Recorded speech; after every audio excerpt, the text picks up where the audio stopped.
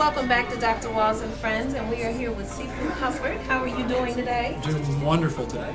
Great. Well, I am so excited. We have just chatted it up a little bit off camera, and so there's so many pieces to your story. Yes. So many pieces. So you are seafood. Correct. You are also a PhD. Computer science. Yes. Right. And then you also just recently received something wonderful. In September 2009, I received my 10th degree black belt, and my titling is a Hanshi in my style of karate that I teach from the group in Okinawa. Okay. So tell the people about the style of karate that you teach.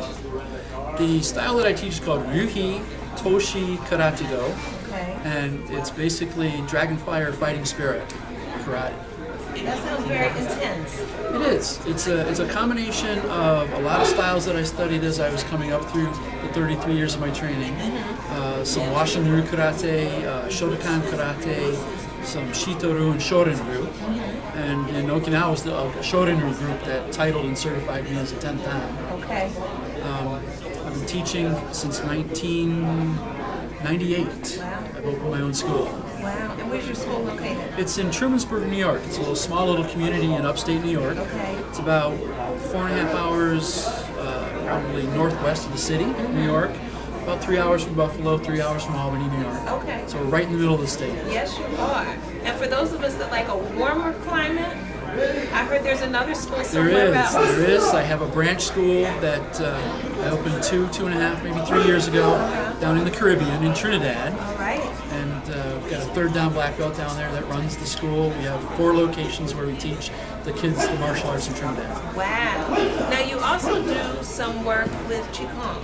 Yes. All right. So tell us about that. The Qigong work has always interested me.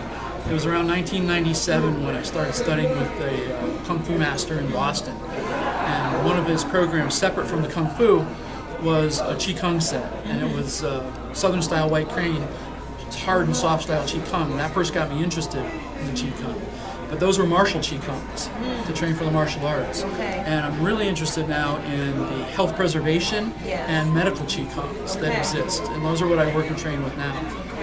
So I work medical Qigongs. I'm developing a 4-part program. Each part has a book, a DVD, and a CD, an audio CD, so that the people, general public, can go out and just get the material, begin to train, and create better health for themselves. Okay. And would that be what I'm holding in my hand? That's what you're holding in your hand. Right. That's program number 1. Program number 1. So we have the book, we have the DVD, and we have the CD. Correct. And tell people, how can they get a copy of these? These 3 books, It's Your Health, Create It Now, companion DVD, and the CD is Release Your Awesome Health, are all available on Amazon.com. All right. And so they can look up your name. They can look up my name. All right. And so that's Kevin Hufford, Hufford. Correct. All right. And they can pull up your book, your DVD, and your CD. That's correct. And now also, is there a website that they can go to?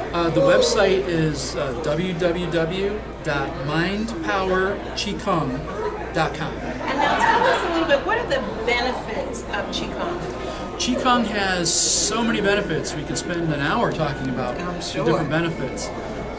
One of the main aspects I think that most people are looking for is stress reduction. Yes. Very easy for stress reduction. It goes along with the Tai Chi aspect of reducing stress.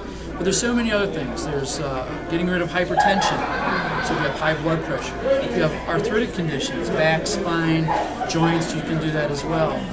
There's health preservation, so you can develop your mind, your body, and your spirit. Overall, there's all kinds of things. Oxygenation of the blood, removing toxins from the system are all parts of the benefits of Qigong.